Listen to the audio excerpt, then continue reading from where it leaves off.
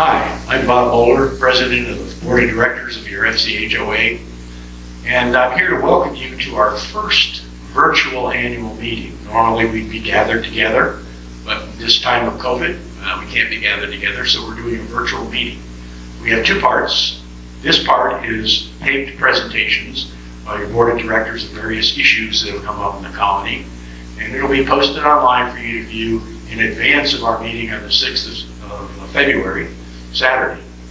So this is our agenda for the 6th of February meeting, and we'll do our legal announcements. We'll do actually the biggest thing is the presentation of the new Board of Directors, the results of the voting.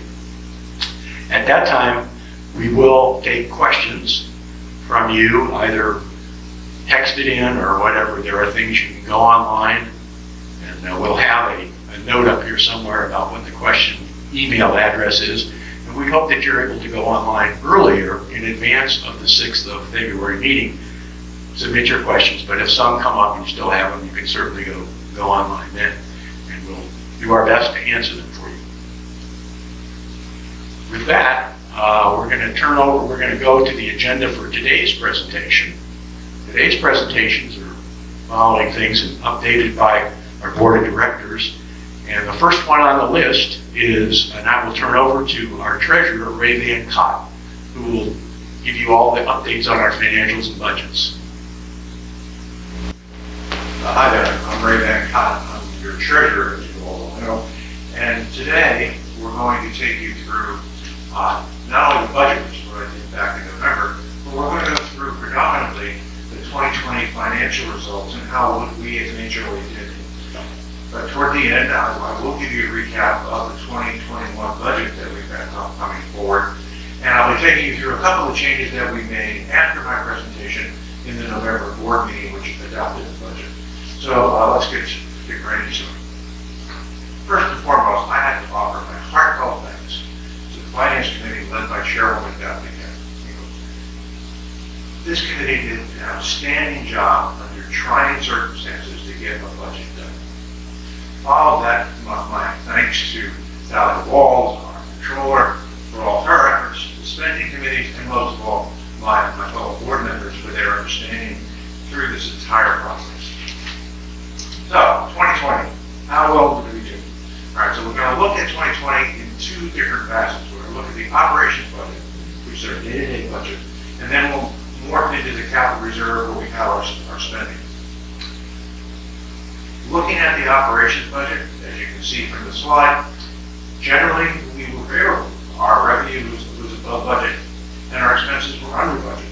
And you can see by the major departments there which ones did better or worse than forecast. Considering the time we were in report, I have to again offer my thanks to the managing agent and the committees for adjusting their spending in these times to make sure that we did come into their budget.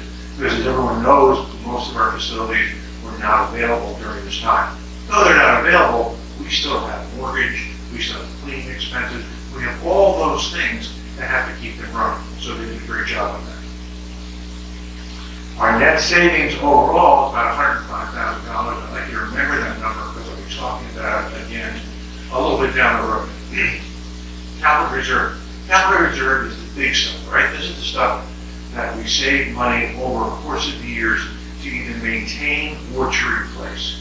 And again, you can see that we actually were slightly favorable budget. Most of that has to do with us not spending things on time or perhaps not spending them at all for a year. And so the intakes for our investments and like gave us a positive variance. So our net savings there are about $52,000. Expenses were down, like I said, because we probably didn't spend all that money. Now, when we save money here, it means in future years, we won't have to necessarily put that much into capital reserve for replacement or for maintenance. And I hope you'll see, as we take you through later on, how that typically works. Fund balances. This is where we end up the year as far as cash is concerned. So these are the cash balances that are in our accounts as of the end of the year. Our capital reserve fund, very sound. just under $1 million and $951,000. Our capital investment fund, this is the fund that we started several years ago to purchase large amenities that are going to take us perhaps several years to save up for. That fund is currently has a positive balance of about $43,000. A little deceptive because we have elected to put in a water slide on the Westbury Park pool, and that price is a little more than $80,000, and we're paying that over 2 years. So a bulk of this $43,000 will be spent on that slide in 2021. And as you all know, we finished 2020 with the first special assessment on pipes. And as all we did last year, it was a lot. We did inspections and we repaired some pipes in some of the areas like in Southport. And we have a balance from that special assessment of just over $900,000. In terms of pure cash on the operating side, we ended up with a positive variance of cash of $208,000. In what I call cash equivalents, but really people who owe us money in receivables and things we may have paid in advance, was about $173,000. We take away from that, the board has maintained a reserve for emergencies, and the reserve stands about $208,000. We're left with about $173,000 of positive cash. Let's move into the budget. You saw this slide if you watched it, a lot of you did, my November presentation, looking at the assumptions that we put into 2021.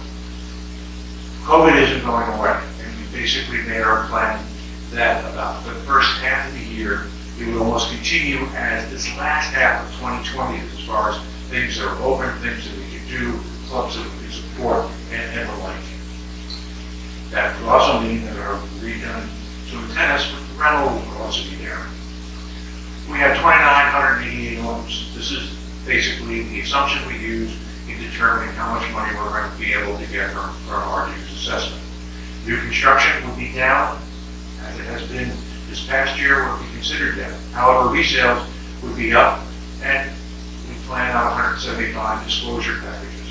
And you can see from the remaining items how we plan for revenue. On the expense side, health insurance for the employees always goes up, and the pipe repairs are going to be a considerable expense. Again, looking at the revenue side of 2021, we anticipated that the assessments would cover about 92% of the total revenue we would need. The rest of it would be made up on the other fee-generating activities, which you saw that we actually made money on this year, such as gate cards, service fees, insurance disclosure package, and the like. All told, for 2021, we're looking at a revenue of $271,000. Expenses. 2020 was the first year that the board actually set spending goals for each of the spending committees. We tried to start with a zero base, and then we moved on to setting goals for expense reduction. The committees all met those goals for the most part, and then you see the results that we had. Actually, we did better than that plan in 2020, but again, 2020 is an anomaly for a year because of COVID. So you look at the different items that we've had actually built into our plan as far as salaries, where we saw insurance going to go, and those are just 3 quotes, where we saw vendors were going to go, those were all just quotes. The board would only look at items for purchase that were deemed by the spending committees as critical, those which we absolutely had to have to continue operation as it was in 2020, 2019, and the like. So you can see totally our bottom line budget was $6,400,000. Key project expenses that we're looking at in 2020, we have a computer network that is old.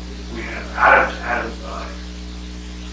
want to say out of date, not necessarily out of date, but out of where software is basically not supported, old software, old servers. This is going to have to be replaced. Security cameras, we always add to our security cameras. We're actually getting to personally, I'm getting light cameras a lot more because they're actually getting more efficient. So we have a chance of adding cameras compared to what we like to do. We're adding a little more air conditioning to the Westbury Park pool area. And our vendors that we survey are looking to hit us with about a 5% price increase. Whether they do or not will come out during the course of business in 2021 when we go out for competitive bids. But for planning purposes, this is what we have planned for. So when you look at the 2021 budget, and again, this was available on the slides that I presented to you back in November. By the way, that video is still there and garnering views. I'm a long way from going viral, but I'm very pleased that somebody said I'm over 500 views. So anyway, this slide is still out there. And you can see my major area where the increases are going to come. Moving on to capital reserve. This oil is self-explanatory. It's been out. I've used it actually in every presentation of the budget that I've ever given because I like people to really understand what capital reserve really means. For better or for worse, you have to look at capital reserve fund as a savings account. We save money each year to maintain our assets, large assets. Those are assets over $5,000 in value. So that's going to be your buildings, that's going to be your roads, that's going to be your drainage. It's going to be all your vehicles and all your other equipment that's over $5,000. We save money each year based on the life expectancy of that. So when that item wears out, we have the money already saved to replace it. This is a large model, and the model was developed, or actually refined, by Bob Merle this past year, and it contains hundreds of line items. It's so efficient that our own auditors, we are audited by an outside agency for 5 years, have given praise to the model. So I have to thank Bob for his work on this. He does a superb job on it, and the model this year did an excellent job of forecasting what our expenses are going to be going forward. Again, staying with capital reserve, this is a list of the projects that we're looking at besides working on our very large pipe project. These can be considered almost day-to-day or normal expenditures. Now, one of the things I want to highlight here is when I talked earlier about the capital reserve, we save money based upon a useful life. The useful life of the vehicle may be like 5 years. The tractor may be 10. Well, you can see we're replacing a tractor here that we've had for 22 years. We don't automatically go out at the end of the useful life and replace the item. If the item is still working, we push out that item's replacement. And by pushing it out, we end up over time saving the money because we didn't spend it. And as you can see, like I said, we do it on the tractor that we have to replace that's been around for 22 years. We probably pushed that out every year for the last 12. Again, going back to capital reserve, here you can see on a larger scale what we're spending the money on and in what area, and in comparison to 2020's budget. You'll note that this year our expenditures in capital reserve is going to be a little less than last year, and that's basically because we have less coming due that needs replacement or repair. So in summary, in capital reserve, we're going to fund the capital reserve at $1.2 million this year. We expect to spend only a little more than $1 million. And that difference, though, goes into the overall savings that we, funds that we accumulate over the course of the life of the line. Capital reserve is a huge chunk of our budget. It's 21% of this year's total budget, which translates to about $415 per household this year. Finally, now we've talked about expenses and revenue, we have to balance this budget. I told you that the expected revenue based on our 2020 dues was $6,271,000. The expenses, which you've just seen, $6,400,000, leaving us short $128,818. Very early on, when I talked to you about where we stood in terms of 2020, I told you that we had an excess of about $105,000. The board in November decided to take $35,000 of that excess and apply it against the shortfall of $128,000 that we just talked about. That creates an overall shortfall of $93,888. You divide that by the number of households, and you get a $32 increase per year per household, or $267, $2.67 a month, 62 cents a week. So our new Annual amount of dues is $1,964 per household, and quarterly amount of $491. I've tried to go through everything that I think is important for all of you to know. I may have left something out, so please take the time after you listen to my presentation and you look at these slides. If you have any questions, please go ahead and submit them, and I'll be happy to answer them during the Q&A. Thank you very much. I'll be followed by George Swamhoff, who will be talking about heights. Good day, everyone. My name is George Swaltoff. I'm a member of the board of directors here at Fort Colony, and I've been assisting with the coordination of the pipe repair plan. So I'll go through some information, a little bit of a recap, then we're going to be going into the details of where we are. Okay, to start, we have over 100,000 feet of drainage pipe in Fort Colony. 87,000 feet plus have been videoed to determine the structural integrity. That includes single wall, double wall, and corrugated steel. 462 feet of that require a diver. They haven't been reviewed yet, and we have submitted a grant to hopefully be able to do that in the near future. 14,167 feet are either double wall, they're not on HOA property, or they're underwater, and they're not intended to be inspected at this time. Double wall has shown to be without any problems, so we do not intend to be doing any further inspections. We have sample inspected a number of locations, and the double wall pipe seems to be in fine shape. So of the video inspection of the 87,000 plus feet, which by the way is 16 and a half miles, 18,940 feet of pipe needs to be relined. That's 3.59 miles. 12,370 feet of pipe are classified as critical and to be relined soon. 6,570 feet of pipe will need to be relined in the future, but are serviceable. We're not seeing cracks, breaks, or any type of intrusions with these feet. 4,380 feet of pipe need to be replaced both under roads and turf. That's almost a mile. 3,364 feet of pipe needing replaced is under roads, curbs, and gutters. And 1,016 feet of pipe needing replaced is under turf. Replacing the pipe under turf is significantly more reasonable than doing it under roads. To continue, what are the estimated costs? Beginning in 2019, based on 40% inspection, video inspection, it was recognized that the issue would cost in excess of $3.15 million. We have now inspected over 99.5% of the pipes identified as possible issues. There has been some shifting of the volumes of each type of repair that's needed. What has changed?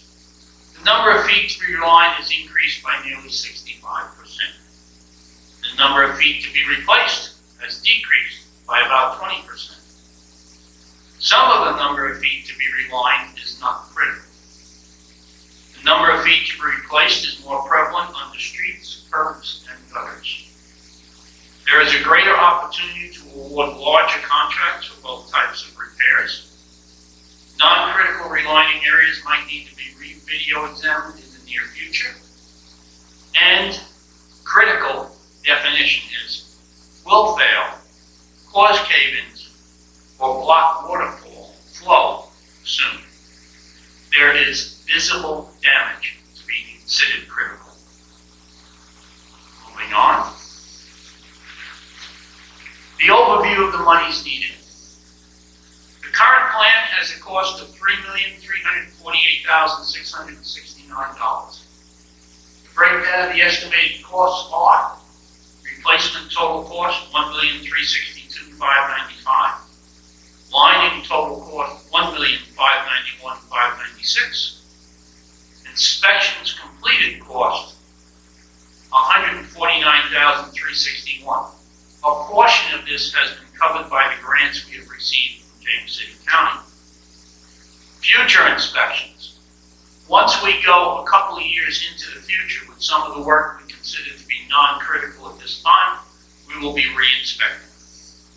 That future cost is $89,939, and a 5% contingency cost of $155,178.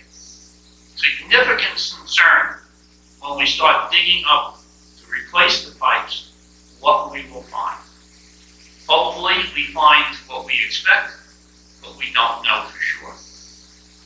So the funding. Funding will come from the 2020 special assessments.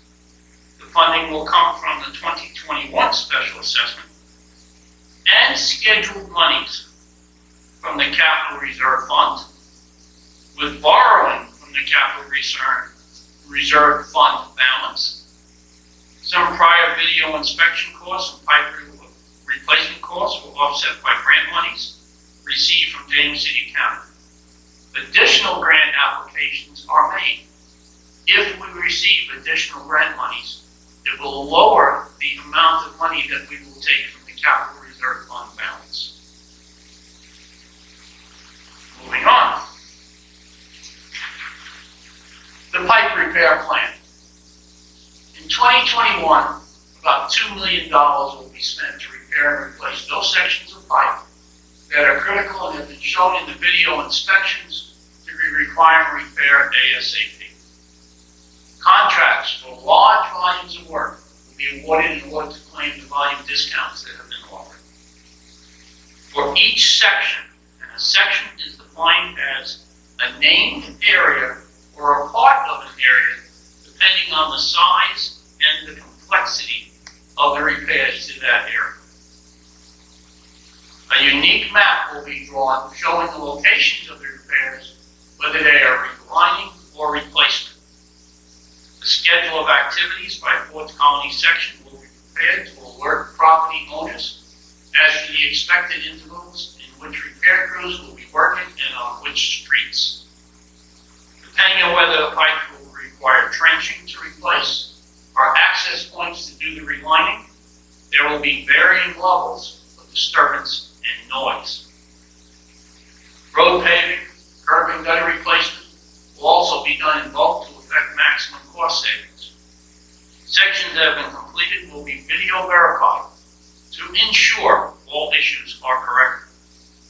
Turf areas will be done as quickly as possible, but we are also trying to effect volume discounts. Now I want to show you a typical map with regarding relining. The blue lines indicate the areas where we expect to do relining. As you can see, and this is Turnberry, section 14, that they are not all in one place. It is not one long pipe, but sections of pipe in various sections. So there will be disturbances as we access each of these areas to gain access to the pipes. So in Turnberry, for example, you can see there are about 7 spots where there will be some disturbances. Now, moving to where we will be doing replacement, you can see this is also for Turnberry, that there are 4 or 5 areas where replacement will need to be done. Some of this overlaps with where we hope to be doing relining. If we are able to do the relining through these areas, we will do it because it's about 25% of the cost of doing replacement. If we cannot, you can expect that you'll be seen digging in each of these areas. So, to summarize, about 22.5% of the drainage pipe in Fourth Colony needs repair. The options for the repair are either relining or replacing. Replacing costs 4 to 5 times more than relining. Where sections are either caved in or totally collapsed, and we have some. There isn't an option Once pipe is dug up, the costs increase to both restore the pipe, but also to restore the above-ground conditions to what they were prior to the digging. All work orders will be used wherever possible so that we can gain volume discounts.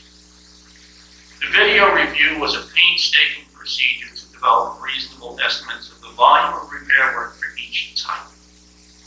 Owners are asked to understand the disturbances that will be seen during and after the pipe work is completed, while the areas are returned to their pre-repair visual status. This could take a few months as we work through bulk orders. Owners will be notified prior to work beginning in their sections, and for a few months after, there may be noticeable signs that the work is done. With about 16,750 pipe needing repair in 2021, most sections of Ford's Colony will notice some disturbances. As always, patience and understanding by the owners is needed while we complete these required pipe repairs, and we thank everyone in advance for their cooperation. I should now like to introduce Drew Mulhern, the General Manager, who will be talking about his staff and the organization. Thank you. Hello. Each year I repeat one of my annual themes because it is so important to know and appreciate what makes us so special. We have a governance model that has been honed since transition from the developer in the year 2000. Our governance model is an elected board of directors with appointed standing committees and ad hoc committees or task forces for individual or specific assignments. The association's board retains RCS as the management agent to operate the day-to-day business of the association. The board governs and is focused on policy, budgets, and planning. This is straight out of the book of the Community Associations Institute. Our board excels on focusing their role on these governing priorities.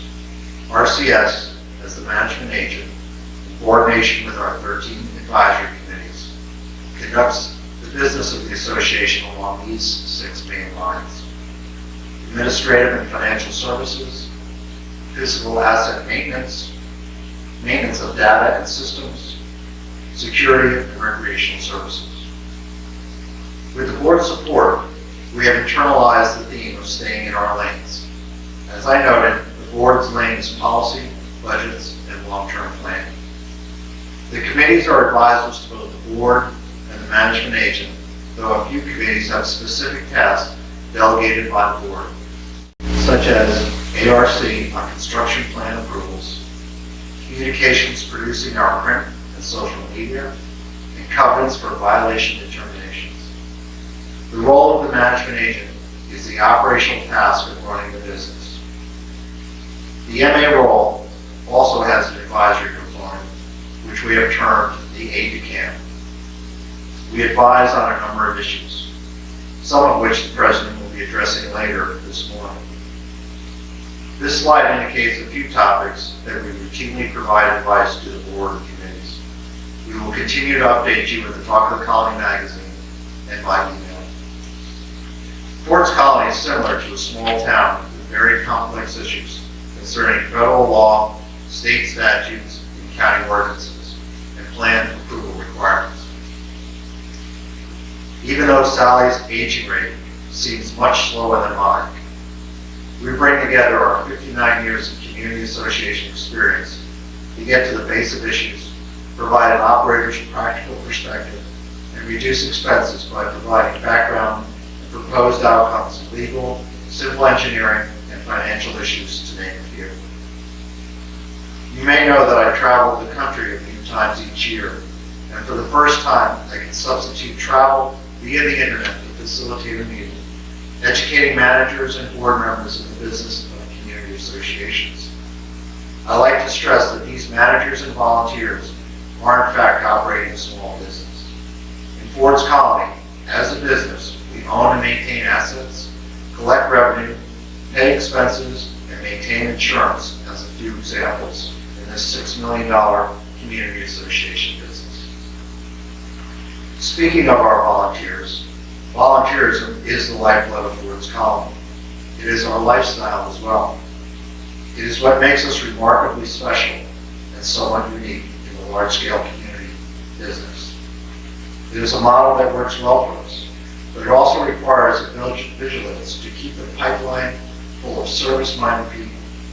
We seek service, people that wish to give back, people that love our neighborhood and want continuous improvement. We are extraordinarily grateful for our volunteers. We are Ford's Colony because of them, because of many of you today. We are Ford's Colony because of them, because of many of you watching this today. Thank you, volunteers.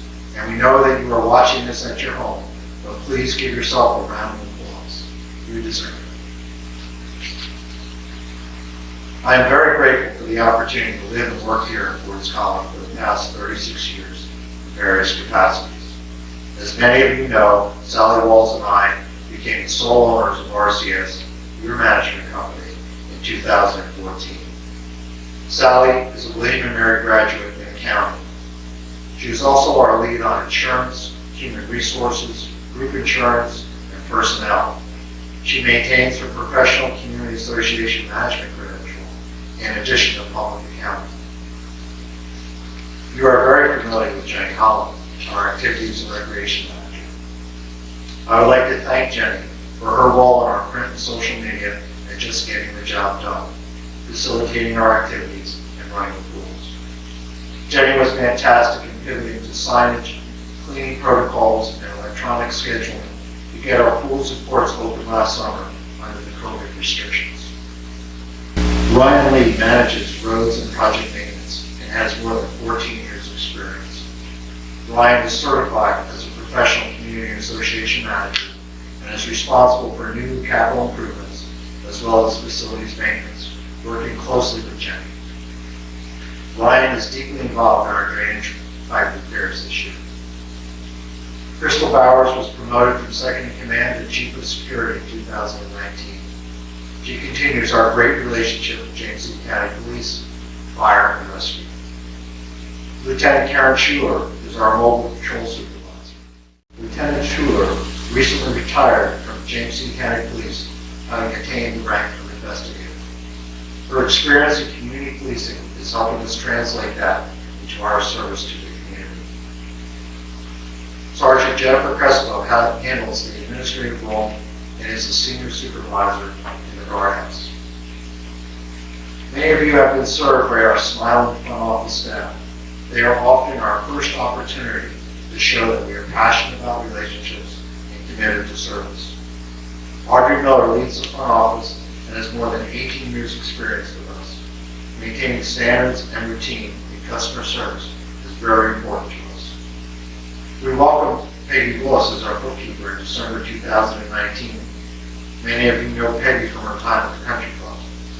With one audit accomplished, Peggy is prepping the work papers for another audit process and helping us to get the 2021 budget year underway. Teresa Motes helps with running the pools and, most importantly, supervising the teenage lifeguards. Teresa also assists Jenny and Richard with activity scheduling and setup, and is already working on hiring lifeguards for the summer. It is amazing to share this graphic with you. More than 50% of our full-time staff have more than 5 years experience, commonly known as a benchmark for achieving a level of expertise. This is simply extraordinary in the hourly wage earning, grounds maintenance, and security business. Here's our quick look at our maintenance and security employees. Of course, this photo is from February 2020. Now all of our morning stand-up meetings are outside and physically distanced. Wearing masks is routine for security. I would like to take a moment to congratulate our employees for stepping up to meet the demand of our work in the midst of COVID. Last spring, they adjusted immediately to cleaning, masking, distancing, and being isolated or maintaining distance as best they could while still working. Those on shifts covered for each other when an employee or their family member was ill. We have had a small number of employees test positive and a few suffer through illness. Fortunately, we have had no evidence of transmission in the workplace. When a family member was exposed, our employees reacted quickly and isolated from work. We count our good fortune very carefully and know that we are still very much in this fight. Just like you, we watch every day for news on the vaccine. We all look forward to resuming our routines. We offer a great place to work, and you are a big part of that in the kindness and generosity that you share with us. Our employees are well trained and do good work for us. We are very fortunate. Again, thank you for your support of our men and women. The outlook for 2021. Our upcoming projects include 12 jobs in roads and project maintenance at a budget of about $2.4 million, with about 85% of that for drainage pipe repair and replacement. There are 8 jobs at facilities for about $200,000, including the pool slide, HVAC upgrades, and roof replacements, and 7 projects in landscape design and renovation for about $26,000. As noted, the repair and replacement of scheduled drainage pipes will consume most of the effort in roads and project maintenance. All other drainage projects must be prioritized in relationship to this scheduled work. Bids are out, and we hope to get underway by March. We also have the right turn lane off Long Hill Road onto Fords County Drive that should start later this month and finish in April. We will continue to assist the board in tracking several parcels and issues in and around the community. I expect we will hear more about the Eagles Condo parcel, currently planned for apartments, Eagle Construction, and the CCRC parcel this year. President Bob Mueller will address these matters in his remarks. The FCHOA enjoys tremendous exposure and influence in the community association industry. It is RCS's pleasure to represent our community and our industry in a number of ways. I just finished a webinar co-presenting with our attorney a law seminar on the issues of hospital environment and civility, 2 hot-button issues in the industry over the last 10 years. We are very proud of our fair housing policy, our civility pledge, and annual training. You may recall that I was appointed by the governor to the Virginia Common Interest Community Board, a cousin to the real estate board. I chair this board that regulates managers and businesses in this industry in Virginia. I also chair the international credentialing body for managers in our field of work. Education is very important to us, so we continue as instructors for manager education. Audrey Miller completed her term on the board of directors of our Central Virginia chapter. We congratulate board member Rick Beers on his recent election to our chapter board. 3 RCS managers hold the Professional Community Association Manager designation. This is the highest level of achievement in our industry. We often network with other community associations, both locally and nationally, regarding our policies and programs. It brings us great pride to know that the Fords County Community Association is a model for governance, community spirit, communications, new resident programs, financial management, and overall volunteerism. I would like to close by thanking you for your amazing generosity and kindness to our employees.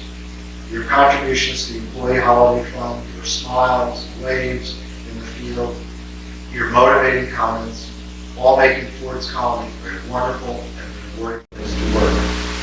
It is truly our pleasure to serve. It's now my pleasure to turn to your Vice President, Harmony Kaiser. Thank you. Hello. Each year, the board and the 13 standing committees evaluate the performance of the management company. With the approval of the new management contract a year ago, the performance review form was updated to better reflect the requirements of the new management contract. The management company's 2020 performance was evaluated in light of the 2020 annual budget and board and committee goals in terms of key performance indicators and general management responsibilities. The Key Performance Indicator section, or KPI section, is new. It has a fact-based bottom line focus on 6 high-level quantifiable outcomes for project management, financial management, audit results, and for the first time, we're including 3 items from the resident satisfaction survey. The more detailed outcome-defined rating scale for each KPI item is different than the more general rating that we have used in previous evaluations. The second section of the review outlines the general management responsibilities required by the management contract and that are critical to achieving the bottom line performance results that we all desire. At the beginning of 2020, project plans for roads and project maintenance, landscape design, and facilities were put in place and tracked throughout the year by the chairs of those respective committees and the board. The management company's performance against the project management KPI was based on final results against those items in terms of meeting quality standards and achieving the cumulative approved overall financial target for each of the 3 plans.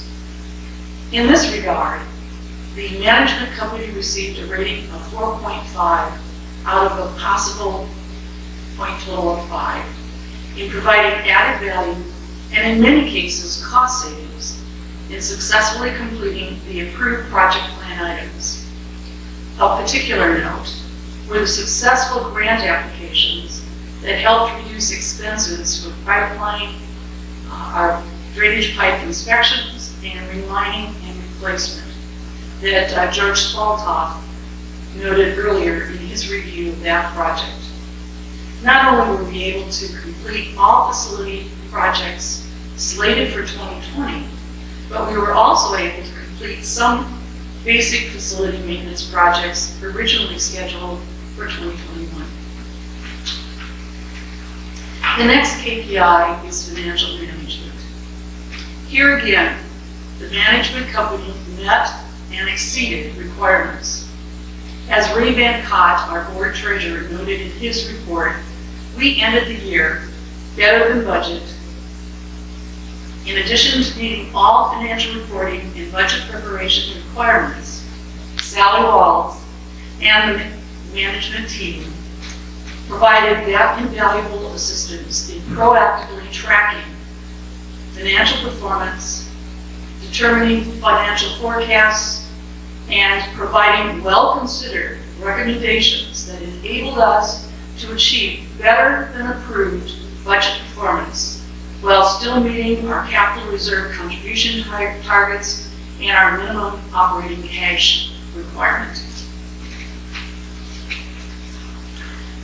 Through the efforts of our management company in their management of the accounting function and the maintenance of complete, accurate financial records, we again achieved an unmodified auditor's report with no noted deficiencies or proposed adjustments that would affect our cash flow. It's important to understand this is the highest rating possible. It is especially noteworthy that this audit, completed by Adams, Jenkins, and Cheatham, one of the premier independent auditors of HOA's financial records, was conducted safely and thoroughly in the midst of a very challenging pandemic environment. Finally, for the first time, the performance review contained input from the resident satisfaction survey that you all completed in 2020. And it focused on 3 critical areas: community service responsiveness to resident questions and needs, common area and facility maintenance, and finally, safety and security within Forest County. To get a 3 or meets requirements KPI rating, each survey item would need to have a mean response ranging from 3.9 to less than 4.1. In essence, what this means is 2/3 of our residents would have given that item a favorable rating. Accordingly, maintenance of common areas and facilities received the highest KPI rating of 5, with a 92% favorable rating from the residents in the 2020 resident survey. 89% of our residents gave a favorable rating to Forest County safety and security, resulting in a KPI rating of 4. And finally, despite the challenges of COVID limitations, 76% of residents responded favorably to how community services responded to their questions and needs, which resulted in a 3.5 KPI rating. The next section of the evaluation is general management responsibilities. This section covers 28 management contract defined items in 6 different categories: administrative services and support to the board and standing committees, fiscal services, physical management, personnel, maintenance of data and systems, and general management expertise. And this section was completed not only by the board, but all 13 standing committees. For this section, we used a very rigorous 5-point scale ranging from 1 does not meet requirements to 5 clearly exceeds all requirements. It's important to understand that our management contract sets very high standards for what constitutes even a 3 rating of meeting requirements. In 2020, the management company met or exceeded requirements in all 6 categories. In summary, the management company received an overall rating of 3.9, which is an average of the overall KPI rating of 4 and the general management responsibilities rating of 3.9. Based on this evaluation, a management award has been earned and approved by the board. We commend the management company and its staff for their high level of service to our community that has resulted in many Community Association Institute awards over the past years, and their continuing commitment to the pursuit of excellence. Now, my board colleagues, Rick Beers and Ken Spencer, will acknowledge and highlight the efforts of our standing committees this past year. Thank you. Thanks, Carmen, and hello, everyone. Forest Colony is in effect a small municipality. The Forest Colony Homeowners Association is solely responsible for what's around us. Governance, oversight, and a good bit of know-how is supplied through the efforts of about 150 volunteers, without whom we would not enjoy the experience that is Forest Colony at the relatively low cost that we pay. We very much value our volunteers and rely heavily on a continuing influx of new talent, new perspectives, and energy, which collectively enhances the vitality of the community. There's another aspect of volunteering, however, and that's the value that volunteering provides to the individual. New residents find it a beautiful way to settle into the community, interact with others, and meet new friends. It provides mental exercise that helps us maintain resilience, kind of like Sudoku with a purpose. And the sense of accomplishment can become pleasurably addicting. So who are these individuals and the committees they serve on? Ken Spencer and I will spend a little time highlighting them and their accomplishments. There are over 60 clubs providing social, cultural, educational, recreational, and service activities throughout Forest Colony. This diversified set of clubs is coordinated by a tightly organized group of volunteers making up the activities committee. This committee assists their activities and recreational manager in scheduling facilities, and it provides oversight to ensure compliance with governing documents, including county, state, and federal law. The huge impact of this to this community is perhaps best illustrated in the way we are navigating through COVID-19. Our community must provide a balance between meeting the social needs and expectations of residents on the one hand, but doing it in a way that ensures safety for all. Balancing this is the responsibility of the Activities Committee as we come through this difficult time. Our recent resident survey tells us that they've done that very, very well. Somewhat separate from the Activities Committee, but part of the overall committee, are the service groups themselves. There are 7 dedicated service groups that sponsor and manage special interest programs for the community.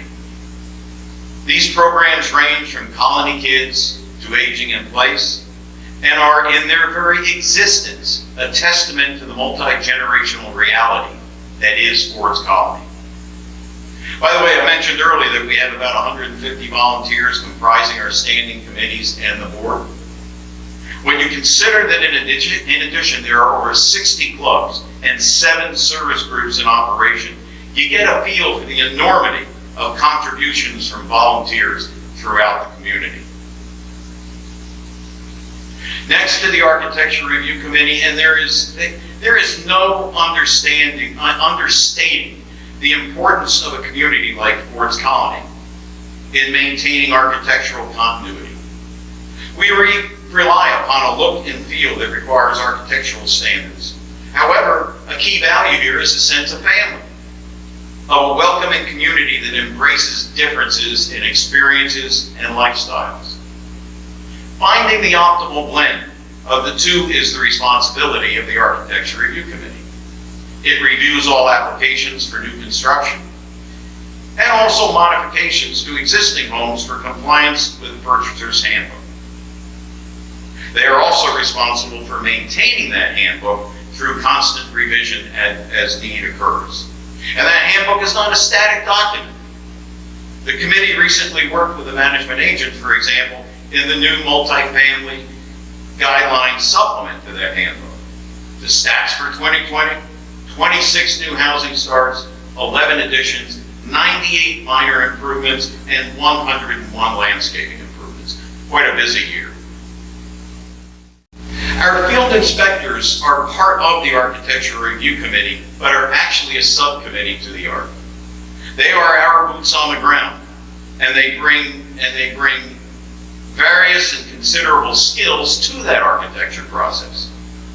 They work closely with James City County inspectors, and their work is on demand in a way that ensures that it does not hold up the home building process.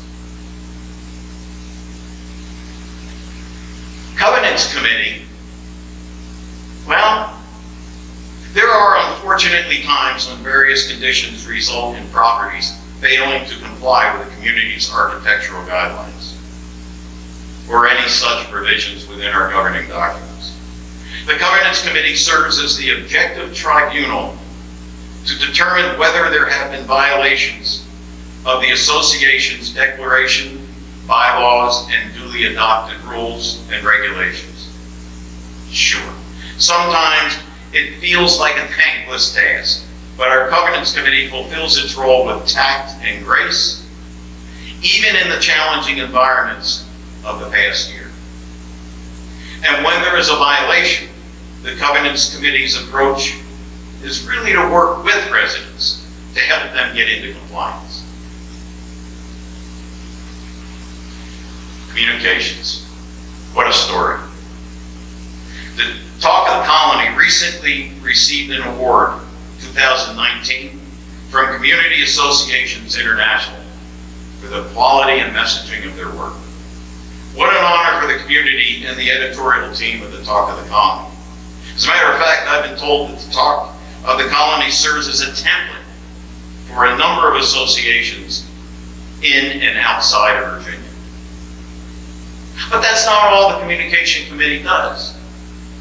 It administers the various digital communications media employed on behalf of the association, including website, social media, and other community-wide emails. And it supports the marketing efforts and sales of advertisements by the management agent to ensure that its efforts are fully funded and come at no cost to residents. There could be no other measure of the Communications Committee than this factoid. Coming out of the 2019 resident survey, the board identified communications as a focus area for 2020. The results? An over 10-point improvement in the question concerning the effectiveness of communications. Quite an achievement. I'd now like to hand off the mic to Ken Spencer for the remainder of the committees. Thank you, Rick. I'm happy to report that the Facilities Committee had a very active year in 2020. They had significant accomplishments, starting down with what you see right here in the S&T Club, with complete renovation of the interior here. It's done a beautiful job. They did a major repair of the S&T swimming pool. They've completed the RV and boat storage area, giving a lot more spaces for our residents to use. They completely renovated the CSB back lot to provide areas for our maintenance people to work. They completed repairs on the CSB entrances. They completed the S&T pickleball court expansions and installed permanent nets. They completed a bocce court in Westbury Park, and they received approval to install a water slide at the Westbury Park pool. Then they have also initiated planning for some of the future projects to add amenities to the Forts Colony thing. I'd like to give special recognition to Art Magro, who for the last 2 years has chaired the Facilities Committee and did an excellent job leading all of these projects. The Finance Committee had a very challenging year this year, and they succeeded in an immense way. They restructured the budget development process due to the COVID restrictions, and they created a zero-based budget process, which reduced the overall budgeting targets to the committees. The net goal was we created a budget that is very livable with modest increases in the fees. They also developed a plan to fund the needed repairs to the pipe repairs and damage, and you see that in the previous briefings. They monitored the HOA budget process and captured all of the additional expenses caused by the COVID restrictions. And they also clarified the financial reporting process to the board and made it much easier. The Marketing Committee also had a great year. They leveraged all of the initiatives that they started in 2019 and expanded them in 2020, and totally exceeded the number of contacts and the number of requests for information that they expected to get during the year. They made a realtor toolkit which put out documents for realtors to use to help market this. They had over 1,600 downloads in the last year of that, and the realtors, they really appreciated having that information. Made it easier to sell lots here in Forts Colony. They've developed a FCHOA YouTube channel and an information videos, and they've surveyed 60 new residents that came within the last year to find out why they chose Forts Colony and what they liked about it. They're using that to develop further marketing strategies. Our nominating committee really did an outstanding job this year. They revised the nominating process to interview candidates virtually. They interviewed many potential court candidates and selected 5 candidates which you are voting for in the current election. These are all highly qualified. They videotaped the meet candidate sessions and then solicited online questions, which they then videotaped the answers to and put that online so the residents can see all this stuff at home. They solicited homeowner questions, candidates to work on this, and now we'll have a great election. Roads and Projects Management is another committee that had a very, very busy year in 2020. They completed the inspection of the underground drainage pipe system and developed a plan to repair all the critical failures. They replaced and relined drainage pipes in Southport area and on Edinburgh Drive. In doing this on the Edinburgh Drive, they found a new sleeve lining system which allowed them to repair the pipes without digging up the roads and causing further disruption. They used that very successfully and it worked fantastically. They identified a new rejuvenation product that is cheaper and ecologically friendly, and tested it on Forts Colony Drive and proved that it worked. They also widened the bike trail walking path on Forts Colony Drive. They put down new markings there that clearly delineate that area to help protect the walkers and riders. They procured new replacement LED lights for our street light system and replaced those as needed. These will be more efficient and less costly. They repaired the nature trail to the extensive damage from the storm. There's still a little more work to do, but they're working on that. And they repaired several roads and assessed which roads need further repair for 2021 and put that in their budget. The subcommittee of the RPM is the Landscape Design Subcommittee, and they're refreshing our entrances and done a great job working on Southport entrance, working on Firestone entrance, Edinburgh area, and also working on Forts Colony Drive during the year. Security did an outstanding job. They had to revise a lot of their security procedures to comply with the COVID restrictions. They coordinated with the JCC Fire and Rescue to respond to multiple emergencies using these new restrictions. And they reviewed the traffic speed data and recommended some enhanced enforcement of the traffic procedures. Subcommittee under the security is the Emergency Preparedness Subcommittee. They had to revise their procedures also to comply with COVID restrictions and figured out a way that they could keep certified emergency responders with a certified emergency response team because of the restrictions, and they did that successfully. Our Strategic Planning Committee did an outstanding job this year also. They developed some new processes and approach tasks with the COVID restrictions. They updated our risk assessment and submitted that to the board for consideration and implementation and various goals for next year. They implemented a new survey software and accomplished the latest survey, and you've seen the results in this briefing today. They also completed and analyzed homeowner satisfaction survey and reported that to the board and the subcommittees, and we'll be using that data to further change our processes and procedures for the next year. Our technology committee really stepped up big time this year. As we had all the COVID restrictions, we've been leveraging our technology a lot better. They identified significant IT infrastructure risks and developed some plans to replace those infrastructure and upgrade our IT system to make it easier for the board, committees, and the HOA to use. They identified and selected a new HOA email service that addressed serious shortfalls and security risks in our old email system. And they started and phased implementation for a new email service across the board so that we minimize disruptions to the HOA staff and volunteers. Finally, our Volunteer Management Committee has continued doing a great job of finding volunteers to keep our homeowners association running.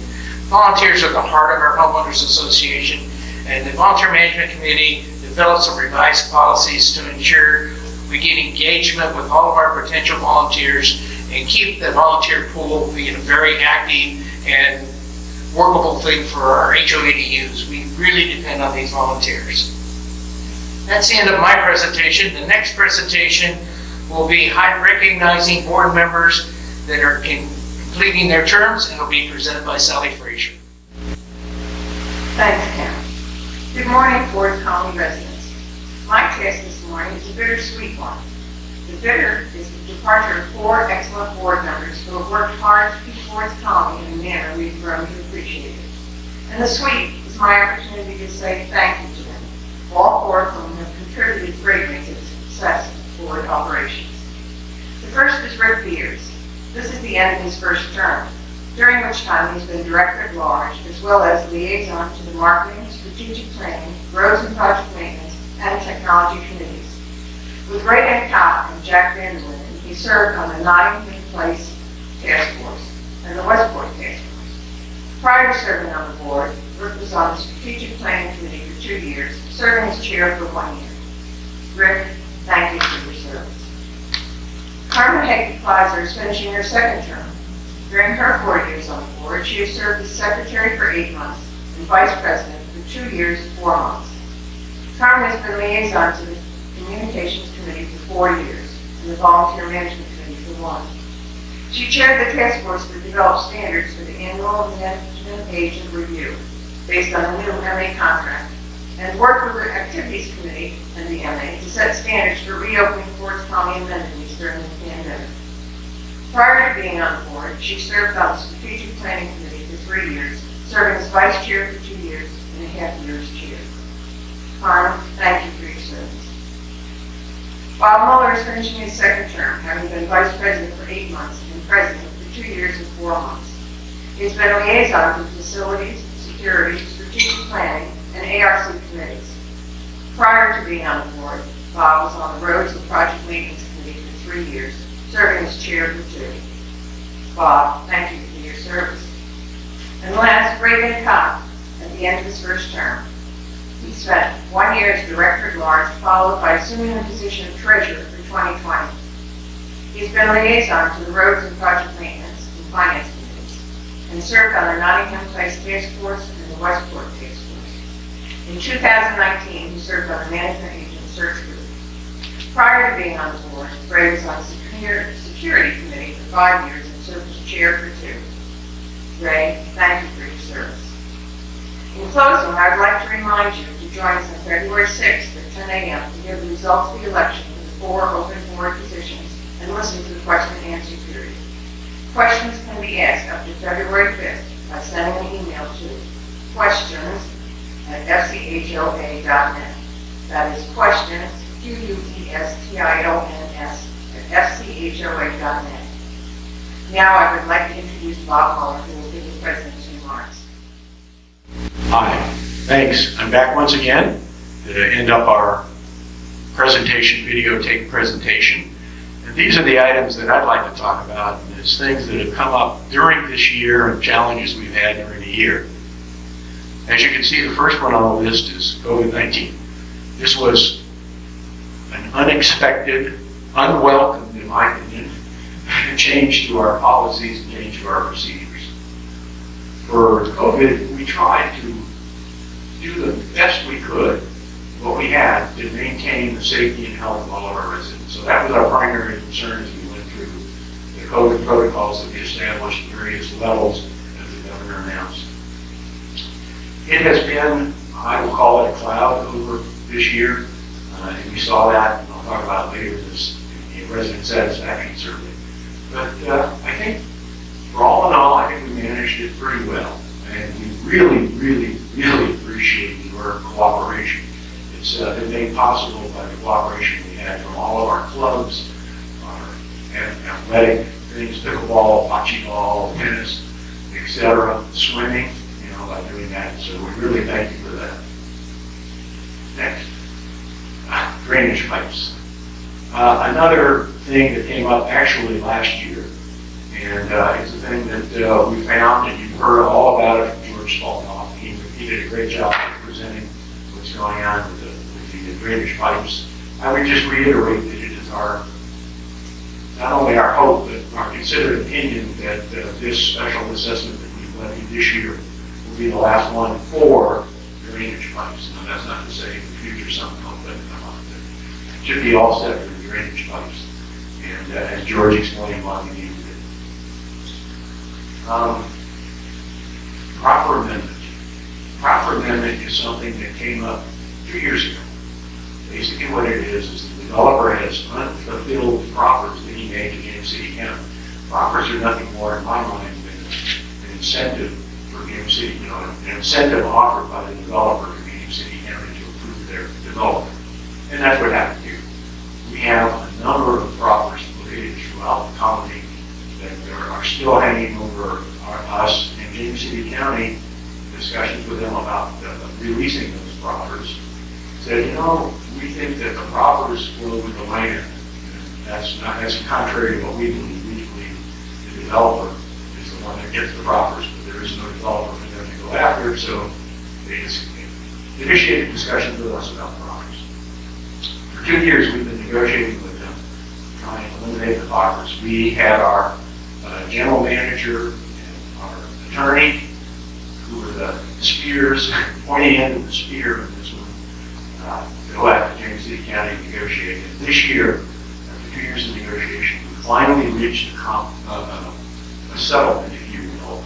And what we do is it's going to eliminate all the old proffers, and in its place, we're just agreed, we and our partners agreed to put a right turn lane on Long Hill Road into Forest Colony Drive, which is going to benefit us, going to benefit the community. So we think that's great. So this was a big win for us. It was one of the major issues that the board had. The goal is to do that this year so we don't have these financial burdens hanging over our head. This is just a map of the colony. I did this last year at the annual meeting where we're all like together. And I thought it was good, and I thought we'd just do the same kind of thing here. Go through it. First thing is the CCRC, Continuing Care Retirement Community. This was a parcel within our master plan that was identified for Continuing Care Retirement Community. It was approved as part of our master plan. The CCRC is not part of the HOA, but it is within our master plan. Retirements Unlimited came to us, I want to say, 2 years ago, and kind of laid out a plan that they had to build a CCRC, which was really, I call it Windsor Mead or Louisburg Landing or Patriot Colony, that kind of a vision. They were unable to negotiate what they felt was a reasonable price, so they ceased negotiation with the owner of the land. Subsequent to that, a company called Prime Properties in the Norfolk area does not CCRCs as much as more, what we call them village-type developments, And they came in and they joined together. So what they've got is what I would call a village, that within the village it has a single CCRC, assisted living, memory care kind of unit in it, rather than a CCRC-centered development. We are going to get a briefing from them, and we'll take that briefing when they give it to the board and put it on the website for those of you that are interested. So I call your attention, we'll send out a note and tell everybody that yes, it's up on the website, go in there if you're interested in the CCRC. Next, Eagle Construction. Eagle Construction bought about 80 acres of land that's in the front of the Westport development. And there, it wasn't 80 acres, it was less than that, but it was 80 units they developed. They wanted to develop 80 units in the front of Westport, but in a R4 zoning, which is what we have in Forest County, which is a residential zoning, one house per quarter-acre lots. That particular parcel, Westport, is zoned A1, which is one house per 3 acres. So you can see they wanted to change it, came up with a great plan. 2 years ago, the board supported it. And they went to James City County. At James City County, their request for the development was denied. So they appealed. The appeals had to go through the court system. That's the way the appeals run in that particular venue. And they lost that appeal. So right now, they are the owners of that parcel, but we don't know what they're going to do about it yet. We haven't heard from them. They haven't really said what's there. James River Baptist Church. This is the other parcel of Westport. It's the other half of the Westport parcel. It's We have Westport A that God is the one that's developed and is soon going to go into developer or control of the residents control, turned over from the developer. But this other parcel, James City, James River Baptist Church bought for expansion of their facilities, parking, et cetera, et cetera. They've approached us about the possibility of withdrawing from the FCHOA, since this particular parcel is part of the FCHOA in addition to the master plan.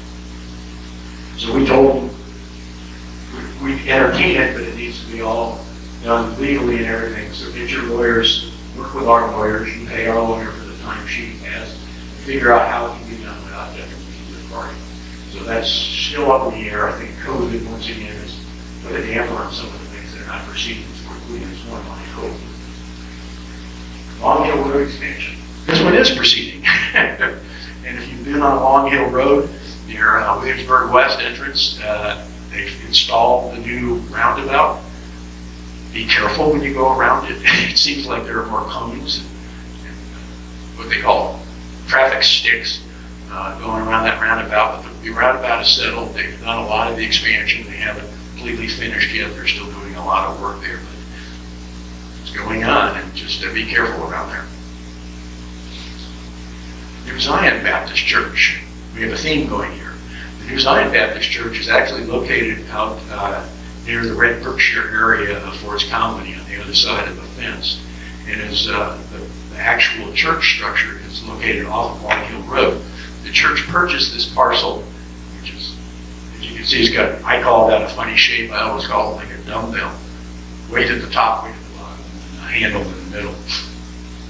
The top area is where the church is located, and they want to build, I don't know whether they call it a fellowship hall, a senior center, an activity center, or what, but, an expansion there that would, service their parishioners. And then the developer, the architect that was hired by the church to do a land use plan, put some different ideas in for the development of the center section and the development of what I call the bottom section there. And we had a meeting in January with our residents, the ones that were most impacted, with all residents, but the ones that were most impacted came. And there were some concerns. We relayed those concerns to the architect, and basically we heard from the architect. They took our concerns to heart, and the church is really focused on only doing the expansion of the facilities up near the church. None of the stuff in the middle, none of the stuff at the bottom, which is where we had the most concern. So as that proceeds, that's got to go through the JCC planning process. Yeah. This is one that's touched a few nerves, I think, around the colony. This is the proposed villas at Eagles Cliff, which is a property that Brian Ford purchased a property from Reedus, who is a subsidiary of Wells Fargo, who owned the two properties, or the parcels adjacent to the Eagles Cliff condos that were envisioned to build 3 more condo buildings or 5 more condo buildings, 5 I guess. And he purchased that property, and he has submitted as a conceptual plan, or he's drawn up a conceptual plan. He hasn't submitted it to the county yet. And the conceptual plan, I think we have a slide of it, calls for 2 buildings, large buildings, on the order of 30 units per building. And then a smaller building that's located on another parcel that he owns, which is adjacent to the tennis courts over at the Marriott. And on that parcel, he built 14 units. We have changed our architectural guidelines and incorporated guidelines for multifamily housing, which heretofore we didn't have because there wasn't any multifamily housing being built. So we've done that. We've gotten a supplemental agreement from the partners that own the undeveloped properties, Reedus, Windsor LLC, and Brian, to agree to abide by our architectural guidelines, to be part of the HOA, pay assessments and all that. And it also had a lot of language in how, when you're constructing your multifamily dwelling, how we might get fees and things like that, all the things that we have in the architectural guidelines. They have to be modified a little bit, expanded for multifamily, because you're not building just a single family dwelling. So that's been incorporated. I wish I had more information. We've passed this out to the community in various ways, but this is all we have now. We anticipate in the February, March timeframe Maybe he'll get to that point where he can submit a conceptual plan to James City County, and then they will put it out for comments and concerns, and your board will watch that, and they'll certainly notice that. We'll have meetings on it within ours so that we can get together, consolidated comments from everybody in there. So that's all we know right now. I'd love to say, we know exactly what's going to go, but this is all conceptual.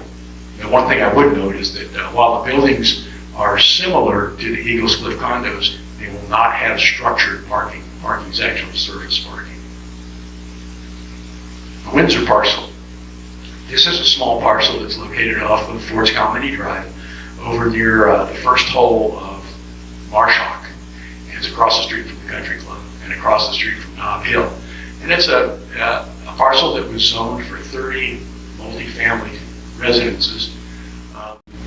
It's a challenging site, I would say, and we've been approached by the real estate agent for the person that owns it to see if we might entertain changing it from multifamily to single family on the order of magnitude 4 or 5 single families. And we said, tell us more. What's your plan? What's the legal concern? Because you have to go through a process with James City County to change the zoning from multifamily to a single family. And we certainly wouldn't entertain anything close to 30 units. So that's up in the air. It's still, I think, another COVID casualty in terms of being able to proceed on. The resident satisfaction survey. One, thank you very much for your participation. We had a great participation this year. We actually opened it up to more than just one per household. If you had an email registered with community services, we sent everyone in the household that had a separate email, an email, and you could take a survey. So we had much better, more fuller, more robust responses and everything. There are a lot of things that have come out of it that the board will take and work on it with the committees to try and focus on getting better, continuous improvement. The one thing that I took away from it was, while we did make some improvements in certain areas, I think some we digressed, and I think in large measure, maybe not large measure, but certainly influencing it was the COVID, because we found that people were not as happy with the experience that we typically have with our clubs and interaction with other people and all that, because we were, for all intents and purposes, locked down for quite a time. And if we had swimming, you had to limit how many people could go in the pool, so you had to sign up for hours. It wasn't just, I want to go to the pool, so I drop everything and I go to the pool and go. You had to have some forethought and a reservation. So that kind of thing's coming up. And I think that impacted it, and my hope is that now that we're seeing the rollout of the vaccine, that we'll be able to get back on track, hopefully sooner rather than later. But once again, thanks for the satisfaction survey. I know the board, as they go forward, will use it to focus their goals and the goals of the committees. Well, this says it all. I think the state of the colony is excellent. You've heard our financial footing is sound. We got the drainage pipes figured out. COVID may or may not be a continuing problem, but even if it is, we've figured out ways to work with that and through that. So one of the things that I want to end with, because this is my last annual meeting, the last as your president, but I want to thank all the volunteers, all the staff, all my colleagues on the board for making this an enjoyable, sometimes not so enjoyable, but an enjoyable experience. Nonetheless, it really has been wonderful, and I really want to give kudos to the board and to our volunteers. They really, really work focusing on what's in the best interest of the colony, the HOA. Not my personal, what I like, what I want. What do I really feel is in the best interest of the HOA? I do want to point out that we have many opportunities for more volunteers. We're always looking for more volunteers. So if you have a event that way, please come out and volunteer. And the questions and answers, go to the website there or go to the email address there and send us your email questions and comments, and we'll certainly address those on the 6th of February when we do our live webinar. So, thank you all.